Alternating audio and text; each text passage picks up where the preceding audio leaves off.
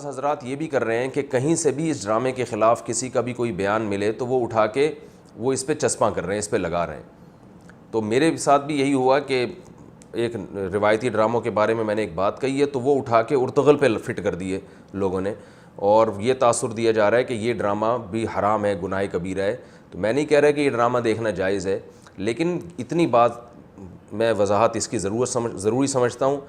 کہ میرا بیان ارطغرل ڈرامے کے بارے میں نہیں ہے کہ یہ کلچر تباہ کر رہا ہے, بلکہ ارطغرل ڈرامے کے بارے میں جو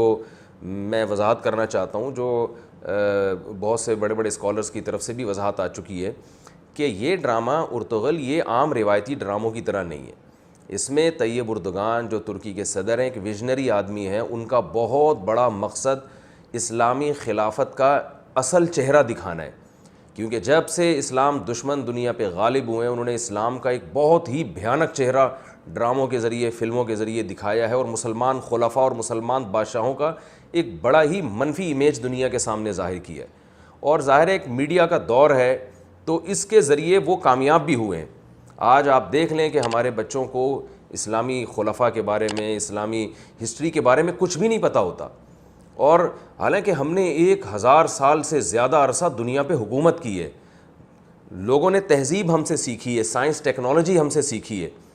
تو طیب اردگان کا ایک ویژن تھا, ایک ہدف تھا کہ میں دنیا کو دکھاؤں گا اور ان سے اسی زبان میں بات کروں گا جس زبان میں دنیا آج بات کر رہی ہے. کتابیں لوگ بہت کم پڑھتے ہیں, تو میڈیا کے ذریعے, ڈراموں کے ذریعے اس نے کہا تھا کہ میں اس کلچر کو دکھاؤں گا, اپنی تاریخ کو دکھاؤں گا جو ہماری اصل تاریخ ہے, اور مسلمانوں کو احساس ہو. جو آج ہم اتنے احساس کمتری کا شکار ہیں, ہر طرف پسے جا رہے ہیں اور گھٹے جا رہے ہیں, تو احساس ہو کہ ہم کیا تھے.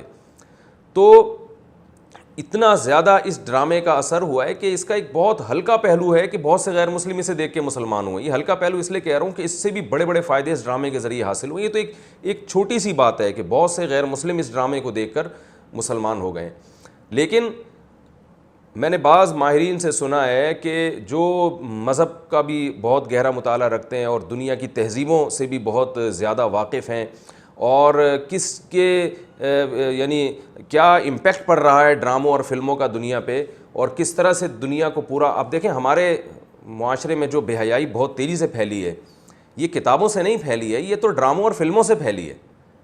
تو طیب اردگان کا ایک ویژن یہ تھا کہ جس راستے سے بے حیائی کو پروموٹ کیا جا رہا ہے, اسی راستے سے ہم قوم کو سیدھے راستے پہ لا سکتے ہیں. یہ طیب اردگان کا جذبہ ہے جو میں بتا رہا ہوں, قطع نظر اس سے کہ یہ صحیح ہے یا غلط ہے, لیکن اس کی سوچ یہ ہے. تو ایسے لوگ جو جانتے ہیں کہ میڈیا کا دنیا پہ کیا اثر پڑ رہا ہے, وہ یہ کہتے ہیں کہ اس ڈرامے کی جو حیثیت ہے وہ اتنی پاورفل ہے کہ اگر جو اسلام دشمن قوتیں ہیں, آپ ایسے کسی اسلام دشمن کے پیٹھ پہ آپ چھرا گھونپتے تو اسے وہ تکلیف نہیں ہوتی جو اس ڈرامے کے ذریعے, اور جو نظریات کی تبدیلی آ رہی ہے, اور ہماری جو ینگ جنریشن ہے اس کو اپنا ماضی پتہ چل رہا ہے کہ کیا ہو رہا ہے, یعنی ہمارا ماضی کیا تھا, اور اس کے جو جذبات بن رہے ہیں وہ اس سے زیادہ یعنی پریشان ہے. تو اس لیے میرا جو بیان ڈراموں کے بارے میں ہوا وہ ارطغرل ڈرامے کے بارے میں بالکل بھی نہیں ہے. باقی علماء کو تحفظات اس لیے ہیں, بہت سے علماء, بلکہ اکثریت علماء کی, ہمارے بہت بڑے بڑے دینی ادارے وہ اس ڈرامے کو دیکھنے کو ناجائز کہتے ہیں. اس کی بنیادی وجہ یہ نہیں کہ اس سے کیا کلچر پروموٹ کیا جا رہا ہے, یہ نیگیٹیوٹی پھیلائی جا رہی ہے. اس کی وجہ یہ ہے کہ وہ یہ کہتے ہیں کہ ڈراموں میں ان جو شرعی جو ہے تقاضے ان کو پورا نہیں کیا جاتا, کچھ حیا سوز مناظر ہیں, اور جو ہے اس میں عورتیں بھی ہیں, اور یعنی اس طرح کی باتیں جو علماء بیان کرتے ہیں جس کی بیس پر وہ اس کو ناجائز کہتے ہیں. تو میں بھی جائز ہونے کا فتویٰ نہیں دے رہا, نہ میں یہ آپ کو ترغیب دے رہا ہوں کہ آپ اس ڈرامے کو دیکھیں, لیکن میں یہ ضرور بتا رہا ہوں کہ آپ یہ فرق ضرور کریں کہ میرے بیان کو آپ غلط رخ پہ نہ لے کے جائیں. جو لوگ پہلے سے ڈرامے فلمیں دیکھتے ہیں, جو پہلے سے غلط چیزیں دیکھ رہے ہیں, تو ان کو یہ کہا جاتا ہے کہ بھائی آپ نے اگر دیکھنا ہی ہے تو یہ دیکھ لو, آپ کو کچھ ہسٹری کا پتہ چل جائے گا, آپ کو کچھ اسلامک ہیروز کا پتہ چل جائے گا. تو اس کی مثال ایسے جیسے کسی آدمی سے ہیروئن نہ چھوٹ رہی ہو, تو اسے کیا کہا جاتا ہے کہ بھائی تم سگریٹ پہ آ جاؤ, تم سگریٹ پی لو,